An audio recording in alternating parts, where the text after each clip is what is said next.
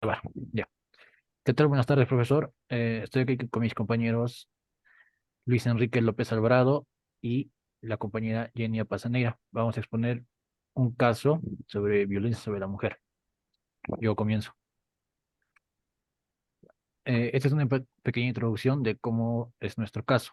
La violencia contra las mujeres no solo es un problema de quienes la sufren directamente, sino una afrenta a los valores fundamentales de igualdad y dignidad. Al sumergirnos en este caso, nos comprometemos a no solo ser testigos pasivos, sino defensores activos del cambio.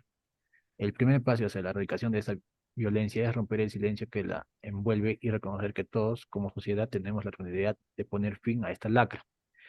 En el caso que vamos a abordar, se trata de un caso frecuente en el Perú, que es violencia sobre la mujer, que también ocupa transgresiones a la ética y dignidad de una persona, que tuvo lugar en la ciudad de Ica. Bueno, esta historia involucra a una agraviada abogada de profesión, quien presentó una denuncia a su expareja, en específico por violencia psicológica. Esa denuncia no solo es una declaración jurídica, sino es un recordatorio urgente de que la violencia contra la mujer no puede persistir en las sombras de la indiferencia. La denunciante nos inspira a enfrentar la realidad incómoda y a movilizarnos como sociedad para garantizar la protección y el bienestar de todas las mujeres del Perú. Es fundamental tener en cuenta que los casos de violencia contra la mujer casi siempre son tomados como una denuncia sin importancia y solo se toman en cuenta cuando una persona muere o sufre agresión que perjudica su integridad. La información presentada es de caso real y a medida que avancemos exploraremos los elementos clave del caso, evaluaremos las perspectivas legales y consideraremos las posibles ramificaciones para todas las partes involucradas hasta llegar a la resolución del caso. Ya, eh, comenzaré con el desarrollo del caso. Primero la denuncia. Ya, se tiene la denuncia presentada por la agraviada, una mujer de 36 años, por presuntos actos de violencia contra la mujer. Los integrantes del grupo familiar en la modalidad de violencia psicológica en contra del agraviante, un varón de 38 años, con los hechos realizados el 5 de febrero del 2023. El expediente. Con respecto al estudio del caso, se tiene el expediente número 01191 del 2023, 01401 JRFT 01, en el órgano de juzgado de familia. Un caso de materia sobre violencia de la mujer y los integrantes del grupo familiar. La normativa aplicable es la ley 30364, que es la ley que trata de poner fin, erradicar y sancionar todo tipo de violencia contra la mujer. También el artículo 15 de esta ley, que es sobre cómo hacer la denuncia. El artículo 5 del TUO de la ley 30364, que, que todo acto de que causa daño, sufrimiento, muerte o acoso sexual o psicológico puede ser una condición de tal, tanto en el ámbito público como en el privado. El artículo 22 de la ley 30364. El objeto de las medidas de protección de neutralizar la violencia contra la mujer. El artículo 22, subión A de la ley 30364. Criterios para erradicar las medidas de protección. Y el decreto legislativo 1470, que son medidas que se establecen para garantizar la atención y protección de las víctimas de violencia contra la mujer.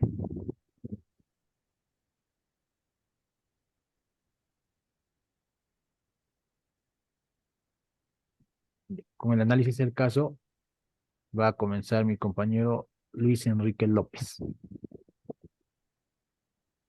Bien, tenemos el acta de la denuncia, cual, según el acta misma, es un caso de estudio, cuenta con una denuncia presentada en las oficinas de la PNP de la ciudad de Ica, brindando sus datos personales y los datos del agraviante, demostrando con evidencia los maltratos físicos y psicológicos, obviamente. La declaración, la agraviada, en su declaración menciona que durante un tiempo mantuvo una relación sentimental con el agraviante, señalando que recibía agresiones psicológicas eh, utilizando medios, por ejemplo, las redes sociales. El agraviante también presentó su declaración negando los actos sin ninguna evidencia más que su propia declaración.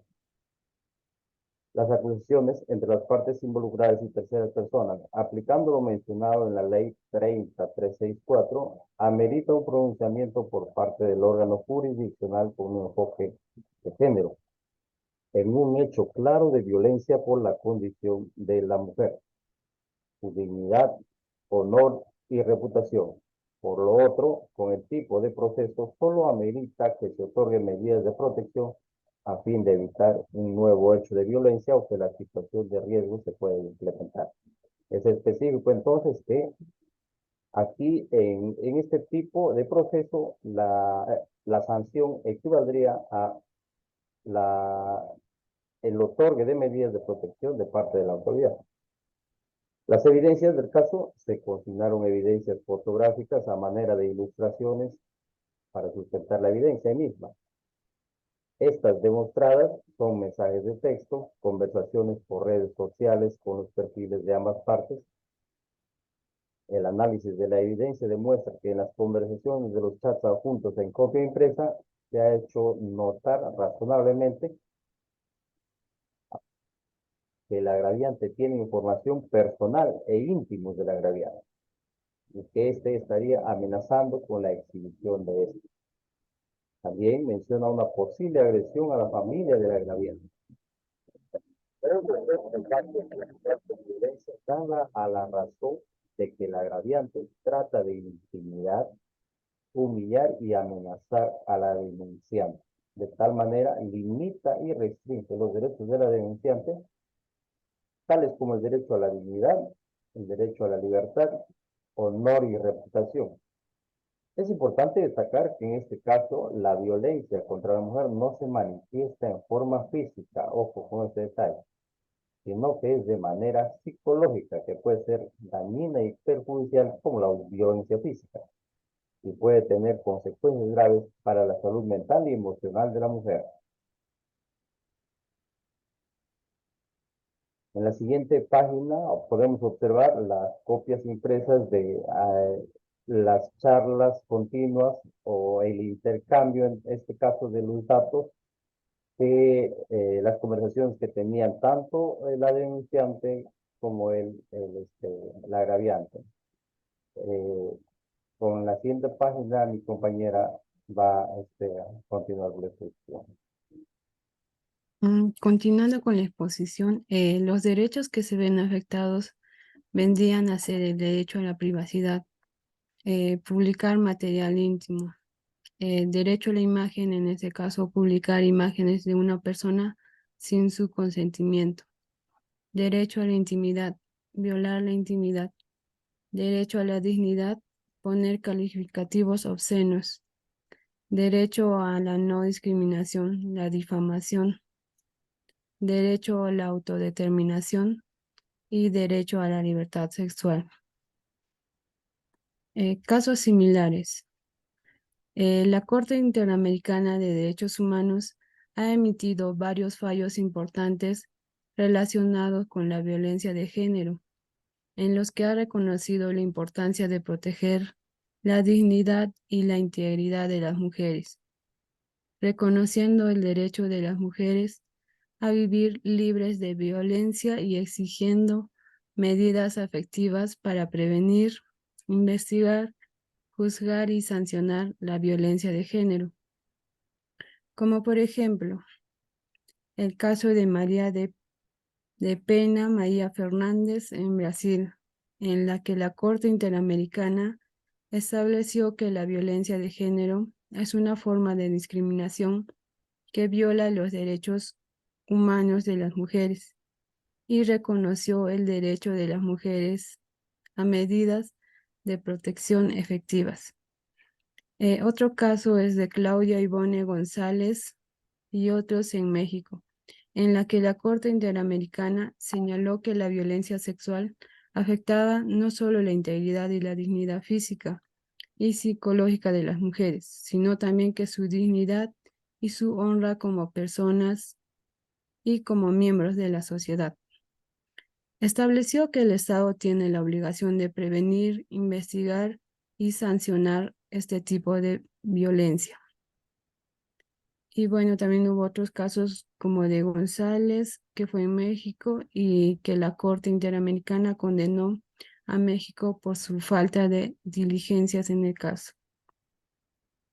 La investigación y la sanción de los feminicidios ocurridos en la ciudad de Juárez entre los años de 1993 y 2003 y estableció estándares importantes sobre la debida diligencia del Estado para prevenir, investigar, juzgar y sancionar la violencia de género, precisando que el caso Campo Algodonero es considerado un hito en la lucha contra la violencia de género y la importancia de proteger los derechos humanos. Otro caso es el caso del cantor Guamaní y García Santa María en Perú.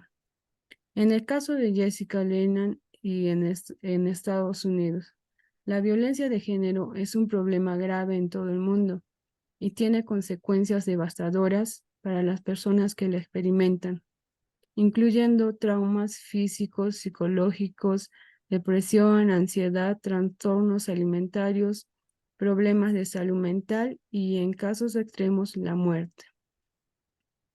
Sobre las medidas de protección. De acuerdo al estudio del caso a afectados de cautelar la integridad psicológica de la denunciante y dictarse las medidas de protección de conformidad con los incisos del artículo 22 de la Ley 3036-4, modificado por el DL en 1386. Impedimento de acercamiento a la proximidad a la víctima en cualquier forma, a su domicilio, centro de trabajo, centro de estudios u otros, donde aquella realice sus actividades cotidianas, a una distancia idónea para garantizar su seguridad e integridad. La prohibición de comunicación con la víctima vía epistolar, telefónica, electrónica, asimismo vía chat, redes sociales, red institucional, intranet u otras redes o formas de comunicación.